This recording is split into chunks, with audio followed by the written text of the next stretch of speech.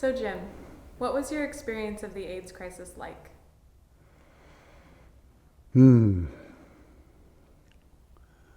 Well, it started very, very quietly. It started with, before I moved to Santa Cruz, I was living in San Francisco, and a couple friends got sick of various things, just unrelated illnesses that no one knew anything about.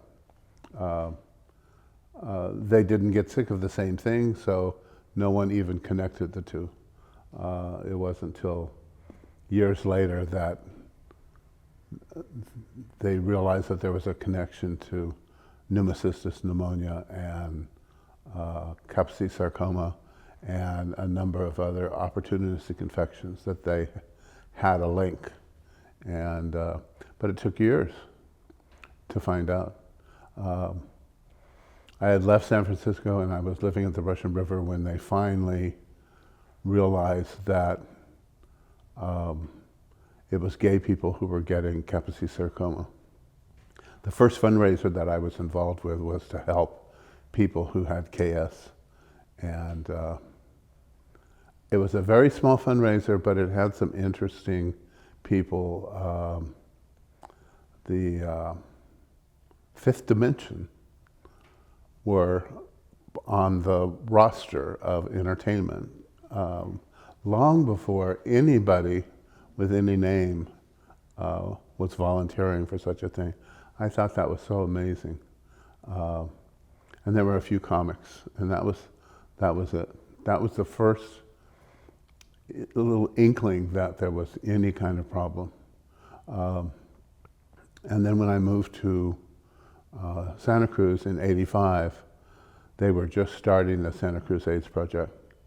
And that's when it hit me that this might be something that's actually closer to home than I previously thought. And they finally had a test. They didn't have a test before then. So when they came out with the Western blot, I tested. And when I tested positive in May of '86, I just totally freaked out. And they hadn't quite gotten SCAP together yet, so there wasn't a place to go. But they had this sort of phone tree that you could call and talk to somebody. Unfortunately, the people weren't very well trained. So I make this call in a panic, and the person says, well, if you tested positive, it means you have between 6 months and a year to live. And I think probably that's not a good thing to tell somebody over the phone. So I completely panicked. I had come to Santa Cruz to clean myself up. I had a bad cocaine problem. And I had stopped doing cocaine until I got that message. And then I thought, well, if I've got 6 months to live, I might as well party. So I started doing more and more cocaine. Then they say you should always have a follow-up. So I did my follow-up, finally got the name of a doctor the only doctor in the entire county who would see AIDS patients was Arnie Leff. And so I went to see Arnie Leff and went in, gave blood, and then came back 2 weeks later for the results. And when I went in, I was straight, but when I came back, I was high. And he looked at my chart, which showed this racing heart, and he told me to tilt my nose back. So I tilted my nose back. He looked at my nose, and his eyes were watering, and when he looked in mine, and he said, well, first of all, the results of your test are also positive, so that's 2 positive tests, so you definitely tested positive for AIDS. And from the looks of what you're doing to yourself, if you want to kill yourself, you're doing all the right stuff. And it just, not just what he said, but the compassion in his eyes just tore me apart. Just tore me apart. And I never did a line after that. And thought maybe I should listen to him. And I started getting a little healthier after that. And so that was the beginning of me getting involved in Santa Cruz AIDS Project, because I was new to Santa Cruz and was only working, I did construction, and so I had a lot of free time, and they needed volunteers. So so the first time I went into when they finally got an office, they had one person on staff, Gerald Lenders, and I walked in, I introduced myself, and he looked at me and he said, "Did you test?" And I said, "Yeah," and then I broke into tears and spent the next half hour cuddled up with Gerald while I cried. Wasn't very professional, but it was very healing. And from that point on, I was a full-time volunteer. Did whatever they needed. And I was in their first HIV support group, run by Sally Blumenthal. And they started something called the Buddy Program, which they borrowed the rules from the Shanti Project in San Francisco. Buddy Program is you go through sort of a crash training program, and you're assigned somebody who has been given 6 months or less to live. And you're basically his buddy to talk to. They have support people who do laundry and clean houses and do other things for him, but you're his emotional support person. So I was a buddy for about 3 years. And that's what, and you're there to get your heart ripped out, to be there so they can confess, whatever's on their mind. And I had, by that point, I was doing construction for some really wonderful people. And I had one buddy, Jim, who I asked him if there was anything that he ever wanted to do that he never got to do. And he said he always wanted to go to Disneyland. And after I left him, I would visit him every Wednesday. I stopped by one of my clients who I did remodeling for and told her about it, and we were just having coffee. She excused herself for a minute, and then she came back and she handed me a check for $750. I said, "What's that for?" She said, "It's so you can take Jim to Disneyland."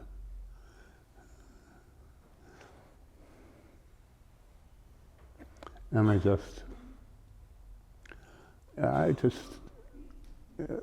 think it's the kindest thing anyone had ever done for somebody she never even met. And that's kind of the way SCAP started in the beginning. It was all volunteers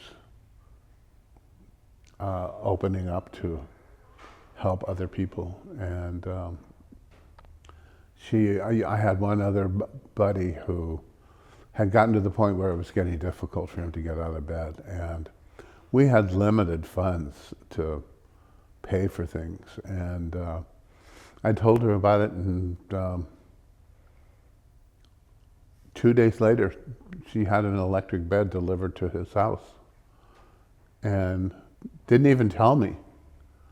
I went to visit him and I said, "Where'd you get that bed?" And he said, "I don't know, it just showed up at the door." And so I went to Sue and I said, "Did you have something to do with," and she said, "the bed?" And I said, "Yes." She said, "Yes." And it was one of the tremendous highs I got from volunteering. The tremendous low was that all of my buddies, of course, died. And they die when you've gotten so attached to them that it just breaks your heart. So after my sixth buddy passed, I had to leave the program. I guess if I had stayed a little less attached, but I had AIDS. So, and even though my health was stable at the time, I can't help but put myself in their place at one time or other. So it became just overwhelming. And all the buddies we had a support group just so we could talk about how it was affecting us. But I was the only one in the support group, the only buddy, who was also diagnosed with AIDS. So it was especially hard for me.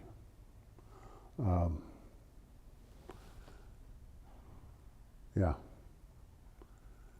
It was one of the many things that SCAP provided back in the days when people needed so much, and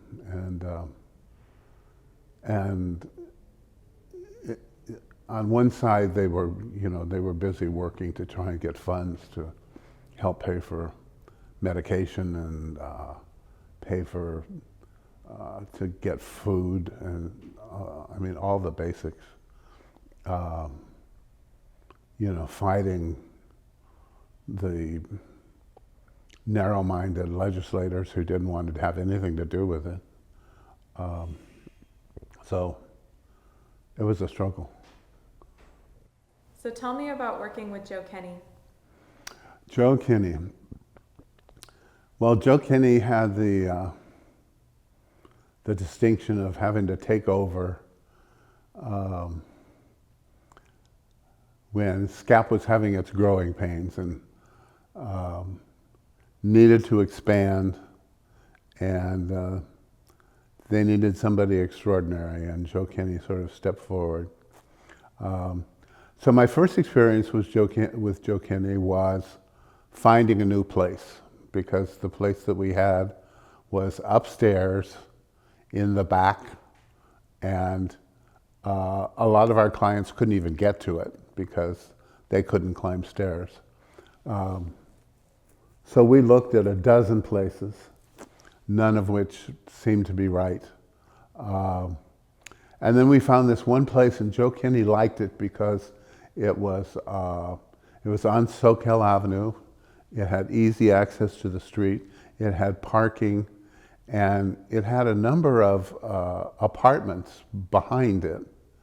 And she had this vision, and I don't know where she came up with it, but she not only rented the front office complex, which had about 4 offices in it, and sort of a social room in the front, but she also rented one of the apartments in the back, which eventually got the name the living room, and became a place where AIDS patients could come to the office, do the stuff they had to do, and then go hang out in the living room and hang out with other AIDS patients.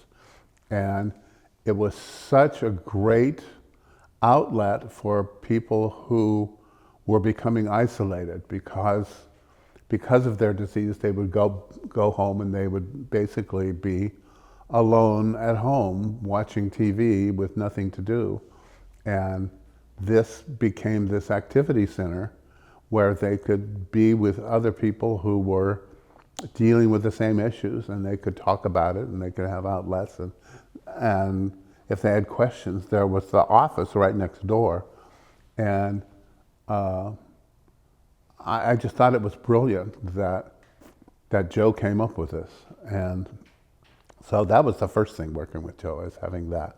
I was also doing construction, so I was always coming by the office and having to do one thing or another to make adjustments so that either in the living room or in the office we were functioning at the best level we could.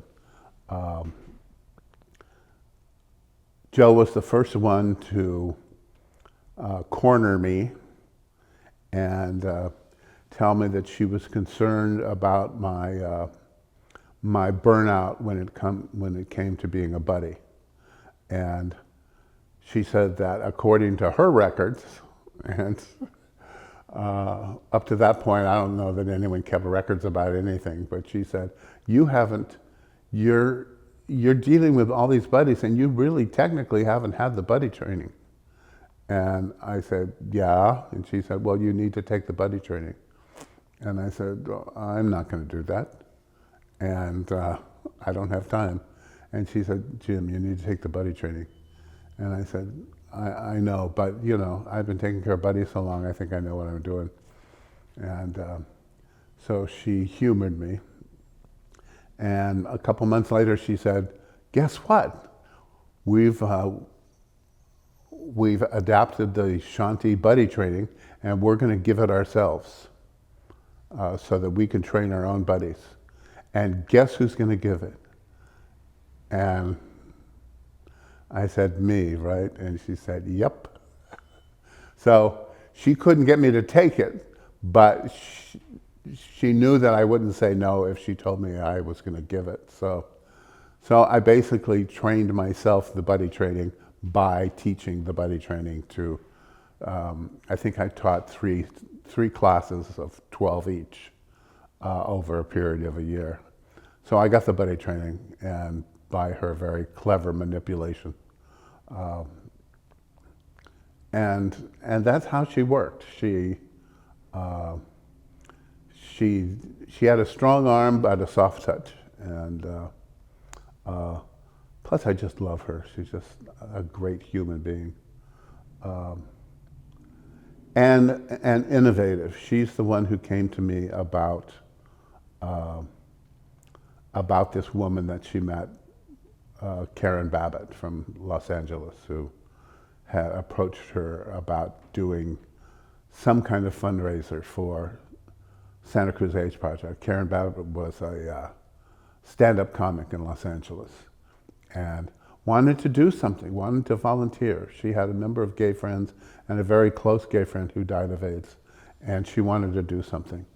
And she said, I want you to talk to her, see what you guys can come up with. And that became its own life force. And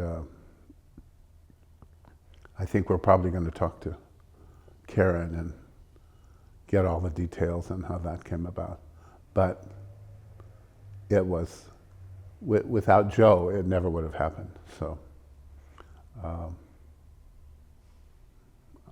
always be grateful to Joe for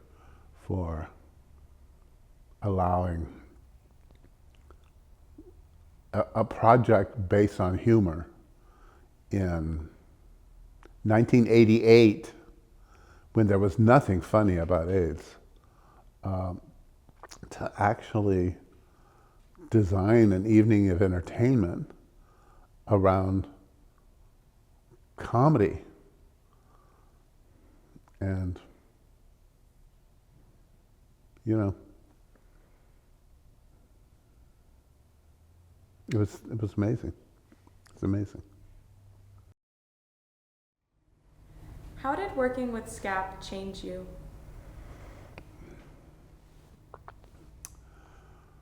Well, I don't know what it's like for somebody with AIDS to have a distant relationship with SCAP. I know that SCAP provides basic services, but I approached it from the inside, so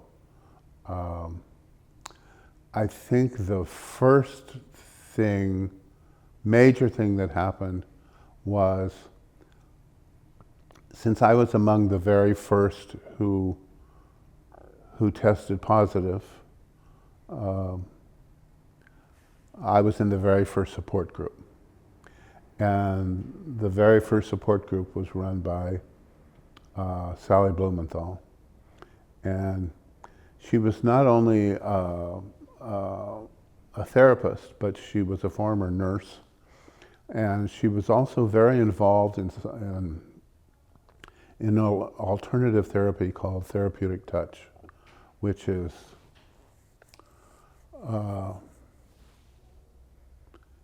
it's akin to a number of alternative therapies around the world that basically use the body's own energy to heal itself. And from the very first time she told me about it, I started going to her regularly for therapeutic touch treatments. And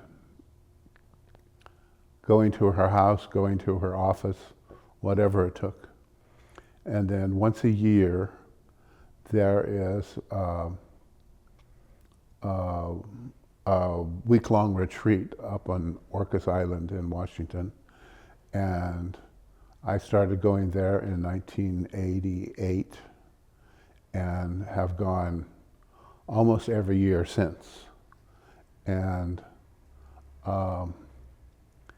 it is transformative.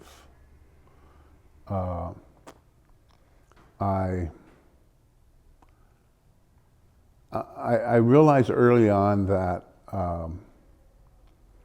there was not any real interest in the government to find a cure for AIDS. I mean, there was a lot of judgment about people with AIDS. Basically that, you get what you deserve. And if you have AIDS, it's because of what you did. And, you have to turn a blind eye to a lot of innocent people who got AIDS because of nothing that they did. So I looked at therapeutic touch. I looked at acupuncture and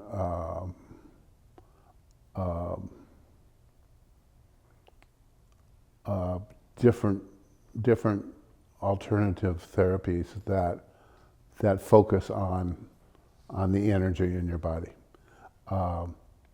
And all of that happened as a result of people who I met and things that I learned while I was involved with SCAP. And I completely adopted it as part of my life. I mean, it's not... and I think the writing on the wall was so clear that what was provided to us was one drug called AZT, which from the second people started taking it, they were getting sicker, they weren't getting better. And I don't know, people were so desperate, it was like lambs to a slaughter. I just couldn't believe that was happening. And I just wouldn't take it. So I sort of forged my own path. And I think that had a lot to do with why I'm still here. I found out in 1988, I found out that my partner, who had given blood for the hepatitis vaccine in 78, they called him in 88 to see if they could test that blood. Because they had given the blood to help develop the hepatitis vaccine, they had saved the blood. So 10 years later, they tested the blood, and it had HIV antibodies. So given the kind of sex and the frequency with which we had sex, I know that if he was positive, that I was positive. So that meant that with certainty, at least in my mind, that I was HIV positive even in '78, which would go along with a rather bawdy trip I took to New York City in '77, where I was at the height of my drug use and sexual experimentation. And New York in the '70s was, I mean, I lived in San Francisco and it was pretty wild, but not as wild as New York. So I'm pretty certain that I've been positive a very long time.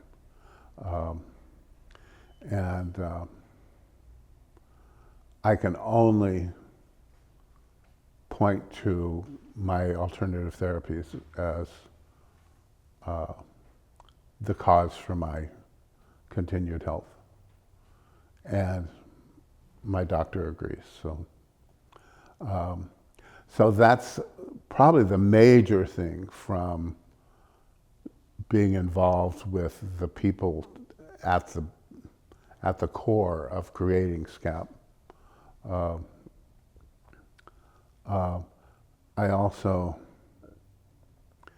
It also was good for my soul to be involved, not just, I mean, I started out just volunteering, going around, just fixing things so that people could get in and out of bed. So, so that they would have a pulley here or a step there, to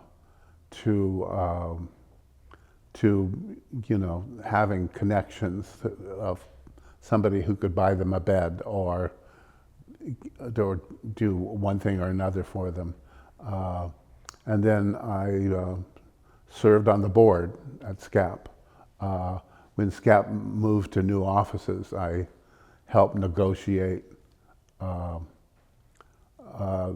cost of the remodel and got contractors and San Lorenzo Lumber to donate all the wood and the labor so that we could do the remodeling to build separate offices for free. And got a lot done. Felt really accomplished. I mean, there are plaques somewhere around. I mean, SCAP is almost non-existent now, so I don't know where all of that happened, but it happened, and it was very gratifying. And the fact that it hardly exists now is a testament to how successful it was, in my opinion. And a lot of us wouldn't be here if it wasn't for SCAP. And to me, it's part of history. So you came in as a client. Hmm? You came in as a client, and you left as a board member. Yeah. What motivated you to do all of that?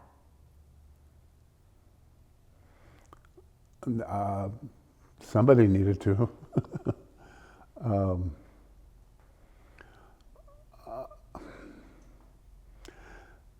I think I saw a couple board members who were doing nothing. They were just, to them it was about being board members. They were board members elsewhere. So that's kind of what they did, they were board members. But they didn't do anything. And I wanted to do things. I mean, being a board member to me was when they had their annual bike run to raise money for Santa Cruz AIDS Project. If you're a board member, you run one of the rest stops. You hand out water to bikers. You hand out food, you run a rest stop, you buy pies at Gizditch and give it to the runners, and you feed them. You just volunteer. You just do whatever needs to be done,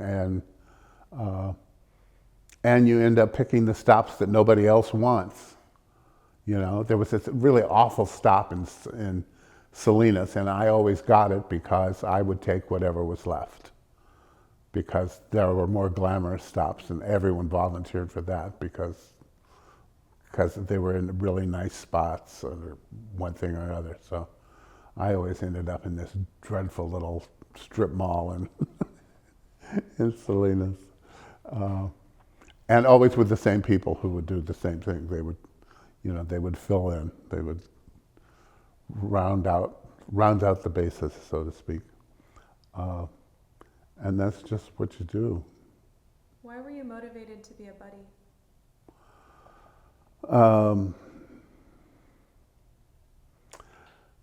When I was, I went to boarding school, and during the summer months I would look for various jobs. And one of the jobs I had was taking care of this man who was dying of cirrhosis of the liver. And my job was just to sit with him during the day while his wife worked, and to water down his beer. And he was dying. I mean, there was no reason why he shouldn't have beer. I felt so bad for him. And he was like in his last days. And I was just there taking care of him. And it was the first time, I was 16, it was the first time I ever really felt compassion for somebody who was dying.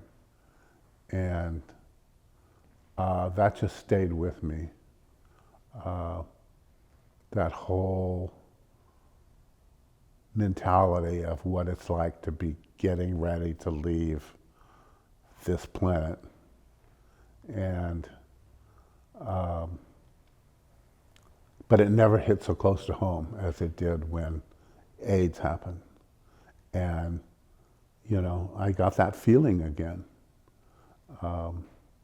And I just had to be there to not water down the beer, so to speak.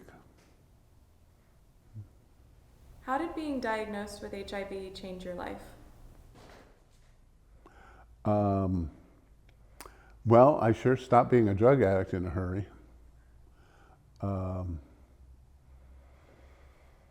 When I came to Santa Cruz, it was a last-ditch attempt to clean my act up.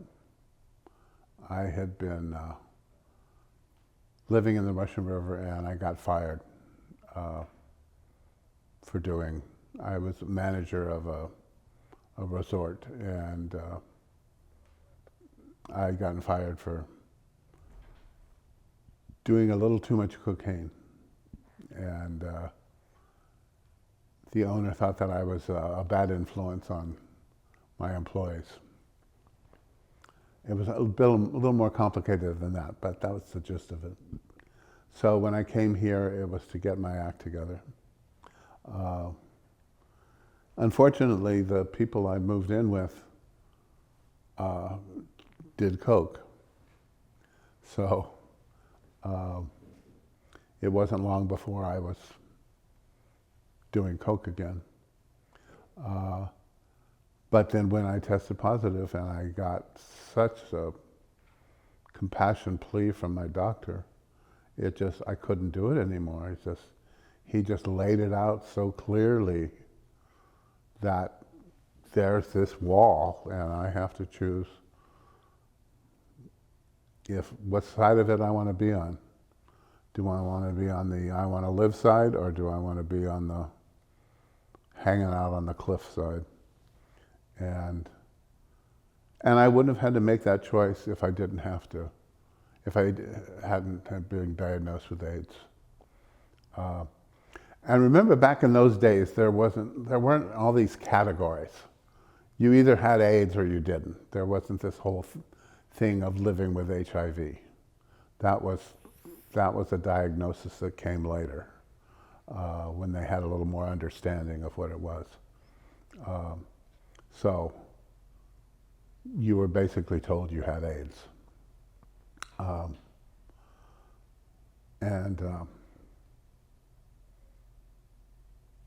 That's when I had to decide. And so I stopped. And I started thinking about,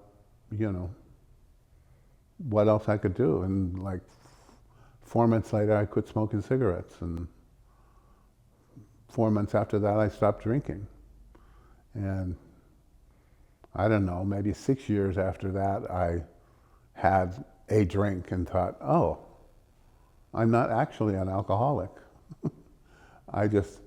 Every time I did Coke, I would have alcohol to come down from the Coke. So occasionally I'll have a drink if I'm not driving anywhere. Because now I'm such a lightweight. I have a drink and I thought, oh, I gotta sit down. But yeah, it changed. It made me respect myself. And I'd never done that before. My goals were always short term. I made money. I worked to make money to buy Coke. I never had any long-term goals. And I never had anything that I believed in. And, SCAP was something I really believed in. That's what made me want to be on the board. I saw people doing really stupid things and they were ego-driven. I thought, that's not what we're supposed to be doing. So yeah,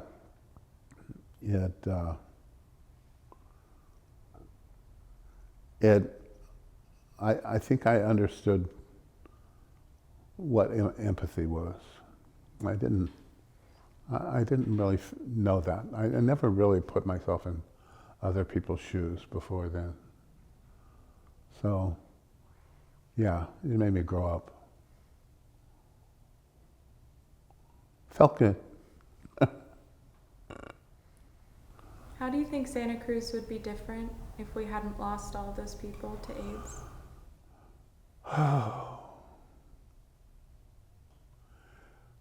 Well, I'd have a lot more friends.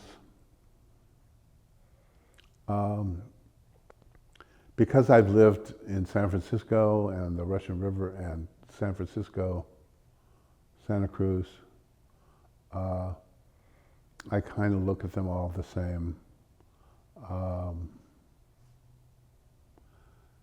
Of all the friends I've had in my life, 90% of them are gone. 60% of them, 70% of them died of AIDS. So my life would be radically different. I would have lots of people to turn to and say, remember when, because I don't have that.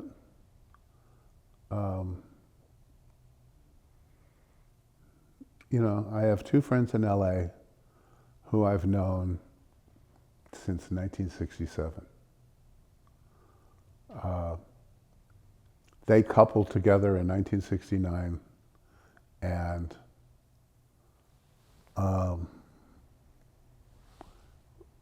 have been monogamous since. And so they're my oldest friends. It's not really in the gay man's nature to do that. We're just too curious. And I choose the word curious carefully. Some would say promiscuous. you can label it however you want. We just need to know shit.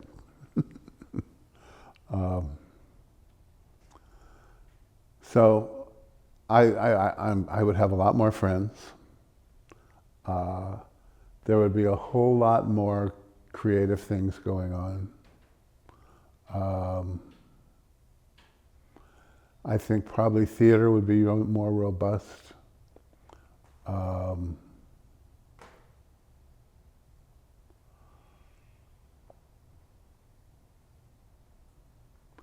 I think there would be more joy in the world.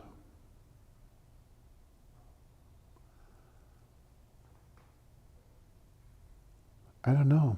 It's hard to tell. You know, I've gotten used to,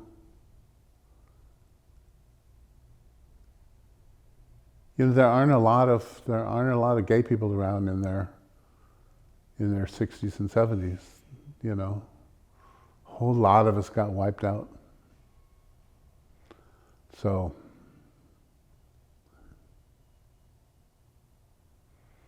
it's just hard to imagine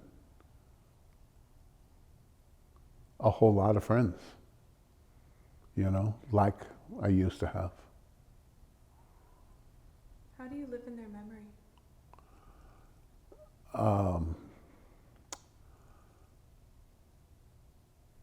Well, I write. Well, I don't know. I don't know if writing is living in the moment, because much of what I write about is the past. But I write in present tense.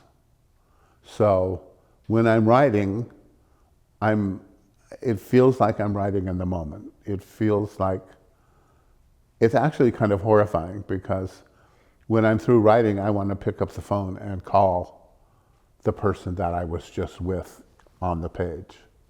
And of course, he died 30 years ago.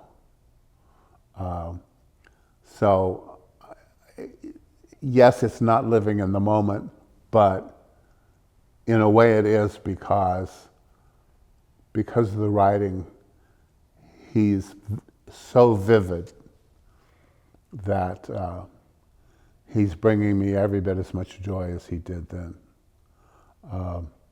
So I don't know how healthy it is. You know, I don't know whether I'm living in the past or whether I'm doing a tribute to the past. But it feels healing. But a lot of things feel like I'm living in the present. And it's hard to know what is related to circumstance and what is related to just being an old geezer. Because I think when you reach a certain age, and I'm 76, you just don't give a crap about all the stuff that used to seem important. I mean, you know, 20 years ago, I would have been so outraged at the mere existence of the candidates that exist in the political arena now. Whereas now, you know, I'm aghast, but I'm aghast down here. I'm not aghast up here, you know. Because, you know, I don't know, before any real damage can be done, I'll be dead. You know, and I don't have any kids, so,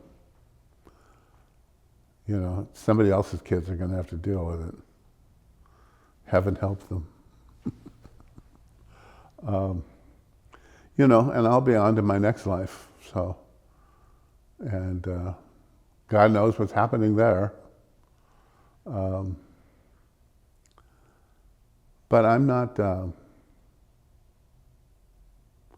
I don't know, I find a lot of peace right now.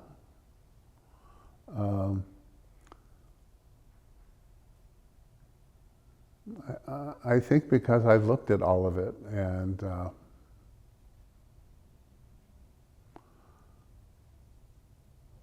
I think it all serves some kind of purpose. Not exactly sure what, but the mere fact that I've kept up with all the challenges that have been given to me, I haven't been frightened by them. I haven't run from them. I feel pretty good about that. Is there anything else you'd like to add?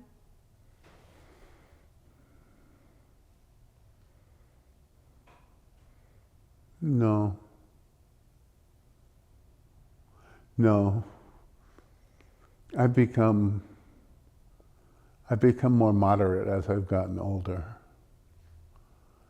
You know, radical left is more radical left, and radical right is more radical right, and I've become more moderate about everything.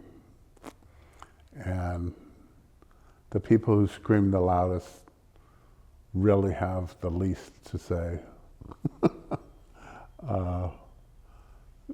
They're just getting stuff off their chest.